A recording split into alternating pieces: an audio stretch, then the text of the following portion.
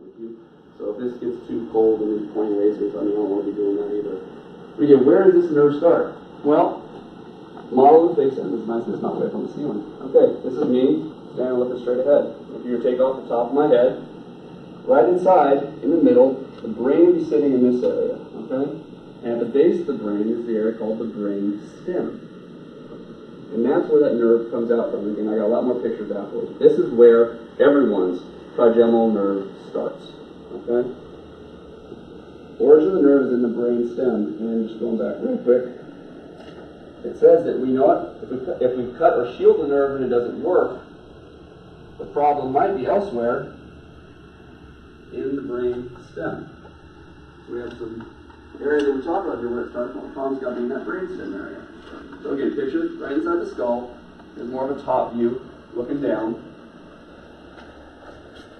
And then that right there, there's a lot of really good pictures that I borrowed from a textbook, and it's written in the very, very back of the presentation, the references that I use. But there's a wonderful book, it's in the very back there, by Frank Netter. He was a medical doctor. He did a lot of cadaver work, and so he has this book of about like 300 pages of just detailed slides like this, showing every piece of anatomy in the whole entire body.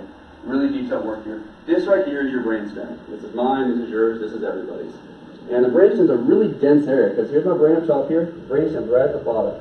And that's where all these nerves end up going. Okay? And the trigeminal nerve is a really big one. So you have a whole bunch of nerves coming off, but the trigeminal nerve is this big guy sitting right here. Okay? Again, where is this all located? Bigger picture? Right there. Okay, so inside your skull. If you were to take your finger and probably take it right behind your ear, if you were to go and just put your finger on the other side and you push straight through, right in the middle, that's where that brainstem area is. So that's where the nerve starts. Okay? Bigger picture of it. Well, we said we got the nerve, we know where it starts, and it gets out to my face. I can feel that's where the pain, that's where it hurts. So how does it get there? Well, my skull is it's a big bowling ball, a bone. But there's holes in it all over the place so those nerves can actually get out. So there's a couple of different places where, again, that brainstem is sitting right here, and the nerve just kind of snakes and takes its time, and eventually goes out through the foramen, rotundum, the foramen ovale, fancy Latin words for saying hole. It goes out through a hole. Alright? And it goes through a couple different holes. So it starts with the brainstem, goes out through holes. Jamie, this is a real dumb question. Where are my eyes? Where are my eyes? Your eyes are gotcha. Good. That's a great question, actually. Okay, so this is me looking straight down. So your eyes are right up here. Eyes are up. Eyes are up. Yes. This is the back of the head, and this right here, if you're looking, this is actually if you're like standing on top, bird's eye view of somebody looking straight down. Okay. This would be the facing forward. The nose would be right here, and then straight down there would be the spinal column. So there are three little holes in the There's skull? three little, there's a bunch of little holes, but the three, because the nerve's got to get out everywhere. But the main ones where the trigeminal nerve, which is what we're concerned with here, gets out through these three main holes right here. So the trigeminal comes out through all three holes? All three holes. Yep, it goes out through all three holes. The reason being, the trigeminal nerve, there's one nerve for each side of your face. So you have a left trigeminal nerve, and you have a right trigeminal nerve. And tri meaning three, so trigeminal, it breaks into three different branches, which is the reason why it goes out through three different holes. Okay? So it comes out, one big thick nerve, and then when it comes right around here, it's like, well, the hole's not big enough, so we're split into three. Okay? And we had to name it all kind of fancy terms, but ophthalmic maxillary mandibular. They abbreviated them, B1, B2, B3. All that does, again, we got one nerve, comes out, and goes out into the face. Bigger idea, though, is, well, where does that go?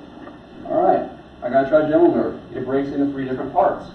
Where does it go? Well, one portion goes up, covers the top of the head. Another branch comes out, more into the sinuses in the face, and that third branch comes down into the chin. This would explain, for some people, why some people only have pain that goes down the jaw. This would explain for some people why I had that pain, and I heard someone say, when it shot up my nose area. This is why it's only on one side of the face for some people. Again, that nerve branches into three different areas, so depending on what area is affected, your pain is going to be different, or it might just be all three of them at once. Okay, let's explain for some people why it differs from individual. Okay? Is there a possibility of pointing to where the three holes are on this picture? There's they're inside. They just like, I mean, more or less straight in through here. And then when it comes out, the next slides actually show, but when they come out those holes, there's all those nerves. Okay? So this is your trigeminal nerves. We have 2 of them. Come out into our face, and each nerve splits into 3 branches. Okay? This is branch 1 and branch 2. Branch 1, we said, kind of went up on top of the head, and so there's a lot more detail. All those little nerves. This is where you feel the pain go. Some people feel it shooting all the way up into the top of the skull. Well, guess what? That's that nerve right there for you. That's what's going on when you feel that pain going through. Other people feel that it feels like it comes down into my teeth. Well, in your case, what's getting activated is when it comes and branches off, it goes right here. There's your there's the hole that you're going through. It goes out and goes right down into the teeth. Okay, so this is a bigger picture of what's going on inside everybody's body as far as where those nerves actually end up going. And here's a picture. Well, I know that would take too much time, I guess. I was just curious as to how many... I don't have anywhere to be, so... the back up a slide when you separate that one. Yeah. It would be interesting to know how many people are, which ones are affected by what. These people. Oh, yeah. Time consuming. No, I mean, does anyone here just have one that only affects just one area? Like where I've got just, okay, for you, what area is? Right here. So in her case, thank you. This is good. Well, I believe I had the middle. The middle one. V2. V2, right down this I did not have down the jaw. I didn't have up here. And I just think that's interesting. That people, I just thought of killing hands. Well, that's good. You said it was just in the jaw area? Yeah, see, so for hers... And most people, I think it is. And for hers, it was her portion, her trigeminal nerve. What got affected was the 3rd branch, which is why there was pain going down the jaw and not, generally speaking, on top or in the middle. Mine started like in the upper, in the nose, but eventually it's kind of settled to here. Okay, so again, so now it started off with only one portion of that nerve. Again, remember, one nerve, 3 branches. Surgery, it was then all 3. So again, as problems got worse, the nerve got more and more compressed, so now instead of just one branch being affected, we now have all 3. Mine started out with my teeth, this lower one here. I mean, the number 2, the middle. Number 2. But now it's up in my nose there. And again, that's probably still the same nerve, but now it's just more of that one branch is getting affected, so it's starting to spread out into a bigger area. And the roof of the mouth is what got me. I was puzzled. I didn't know whether the roof of the mouth is part of that middle. Yes, that would be part of the I middle. couldn't talk because when you talk, you have to put your tongue up to the roof of your mouth. Right, and that's you right here. I didn't have it down here. That's you. This is that middle one coming down, and guess where? All these little yellow things, those are those nerves. Okay, and that's where it's going down, right into the top of the teeth and into the roof of that mouth area.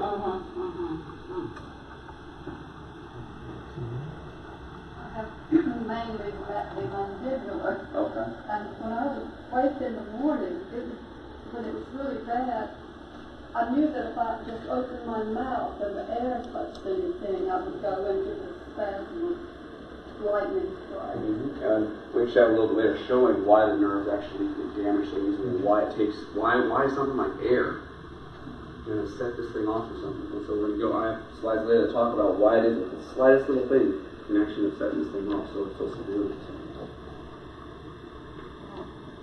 I don't quite understand the way I am because it hurts me like here and right here. And it aches all the time. And again, that's more of just probably the top 2 branches areas, right in that area. That for you, whenever that area is getting compressed, luckily the bottom branch is not getting compressed, so it's not going down. So you may say I don't have trigeminal neuralgia, but it hurts. Yeah, well, those are the nerves. When it hurts in the face, guess what? Your trigeminal nerve is being affected. There's no other secret nerve that's controlling sensation and touching the face. It's still that